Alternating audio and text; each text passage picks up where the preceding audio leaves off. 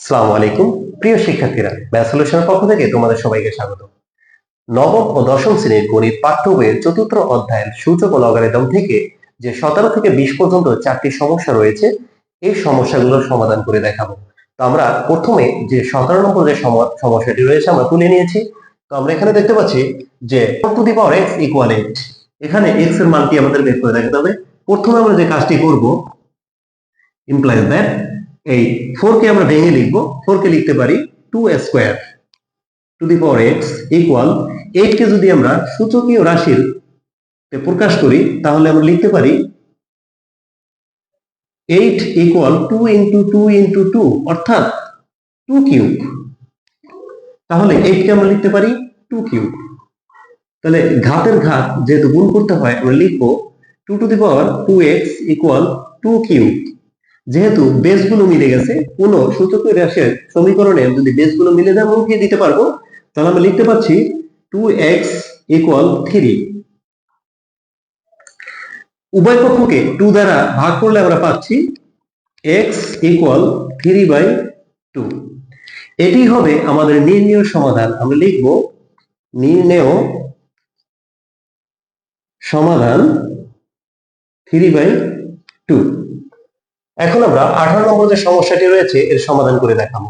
তো আমরা লিখব 2 two the power 2x plus 1 equal 128 মানে 128 কে আমরা ভেঙে লিখব। তা ভেঙে লিখলে আমরা পাচ্ছি 2 টু দি পাওয়ার 7।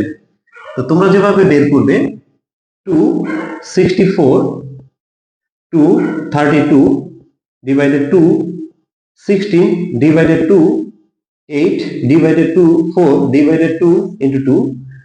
তো দেখতে পাচ্ছি আমরা 128 কে যদি আমরা এভাবে মৌলিক সংখ্যার গুণফল আকারে প্রকাশ করি তাহলে 2 পাচ্ছি আমরা 1 2 3 4 5 6 7টি। তাহলে আমরা সরাসরি আমরা লিখে দিতে পারি 128 কে আমরা লিখে দিতে পারি যে 2 টু দি পাওয়ার 7। যেহেতু এটি একটি সূচকীয় রাশির সমীকরণ, তাহলে বেসগুলো মিলে গেছে।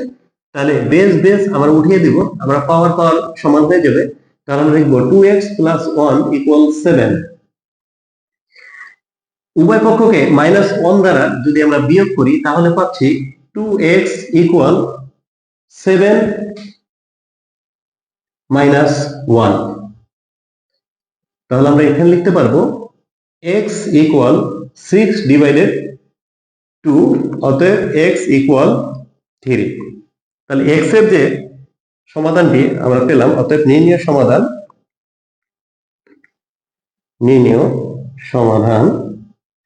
3। এখানে আমরা 19 নম্বর যে সমস্যাটি রয়েছে আমরা তুলে নিয়েছি। তো আমরা দেখতে পাচ্ছি যে √3 to the power x plus 1 equal 3 root অর্থাৎ 3 এর ঘনমূল two the power 2x minus 1।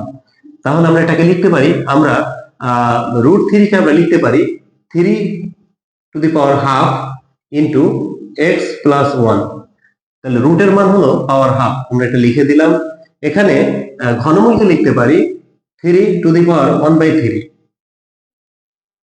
Two the power 2x minus 1।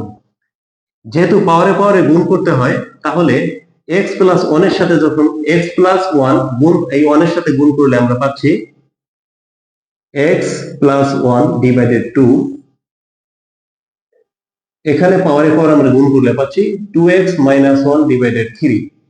অর্থাৎ এই পাওয়ারের সাথে এই পাওয়ার গুণ করলাম, একটু আলাদাভাবে গুণ করে দেখাচ্ছি 1/3 ইন্টু 2x মাইনাস 1। আমরা এটার সাথে এটা গুণ করলে পাচ্ছি 2x মাইনাস 1 ডিভাইডেড 3। ঠিক একইভাবে আমরা এটা করে দেখাচ্ছি। এখন আমরা লিখে দিতে, যেহেতু বেস মিলে গেল, আমরা উঠিয়ে দিলাম, আমরা পেলাম x plus 1 divided 2 equal 2x minus 1 divided 3।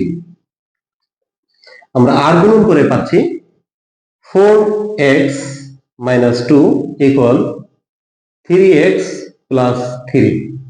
এখন যে কাজটি করব, পক্ষান্তর করে আমরা পাচ্ছি 4x মাইনাস 3x 3 প্লাস 2, অতএব x ইকুয়াল 5। 4x থেকে 3x মাইনাস করলে পাচ্ছি x আর এর মান পাচ্ছি 3 + 2 = 5। তো আমরা লিখতে পারি যে নির্ণীয় সমাধান 5।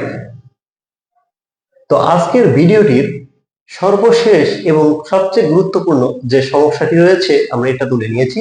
তো আমরা এখানে এটাকে লিখতে পারি 2x প্লাস, আমরা এটাকে ভেঙে লিখব 2 into 2 inverse x equal 3 implies that 2x plus 2 into 2 inverse x কে আমরা লিখতে পারি 1/2x equal 3। এখন যে কাজটি করব, এই 2 এর সাথে 1 এর গুণ করে দিব, 2x plus 2 divided 2x equal কত? 3। এখন আমরা লিখব a plus 2 divided a equal 3। আমরা ধরে নিব যে 2x এর মান আমরা ধরে নিলাম যে 2x equal a, আমরা এটা ধরে নিয়েছি। তো এখন লিখব implies that, আমরা এটাকে যদি a plus 2 divided a এর যোগ করি, তাহলে যে ভগ্নাংশের যোগ বিয়োগ করতে হলে হরগুলো লসাগু করতে হয়।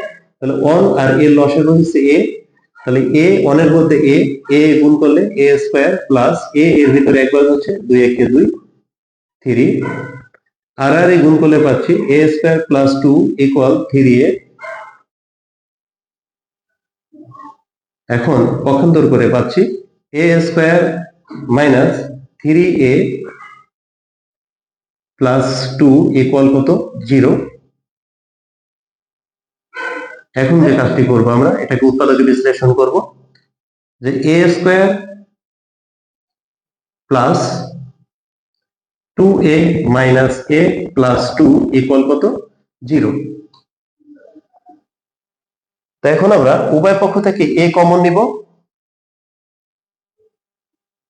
a কমন নিলে আমরা পাচ্ছি a মাইনাস 2। এই উভয় পক্ষ থেকে কিছু কমন যায় না, তাই আমি নিব -1 কমন নিব। -1 কমন নিলে a প্লাস মাইনাসে minus equal 0।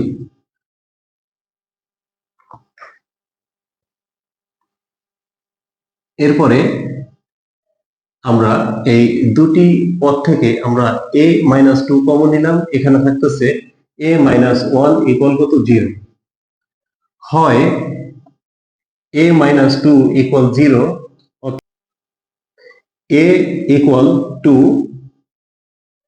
implies that a এর মান হলো 2x, আমরা লিখব 2x ইকুয়াল 2।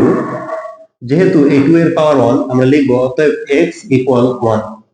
তাহলে x এর যে মানটি আমরা পেলাম এখানে 1।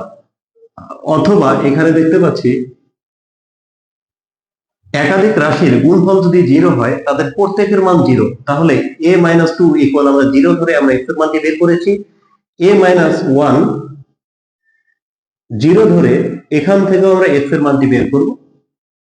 তাহলে a ইকুয়াল 1, এর মান হলো 2x ইকুয়াল 1। তো আমরা জানি কোনো কিছুর পাওয়ার যদি 0 হয় তার মান 1, তাহলে আমরা লিখতে পারি যে 1 ইকুয়াল 2^0। যেহেতু আমাদের বেসটা মিলাতে হবে, এখানে যে বেসটা যেহেতু মিলিয়ে আমরা x এর মান বের করব, সেহেতু আমার বেসটা উঠিয়ে দিতে হবে। সেহেতু বেসটা সমান রেখে আমরা 2^0 নিয়ে আসলাম। এখন বেস উঠাই দিলে x সমান 0। তাহলে আমরা লিখতে পারি অতএব নির্ণেয় সমাধান 0 অথবা 1।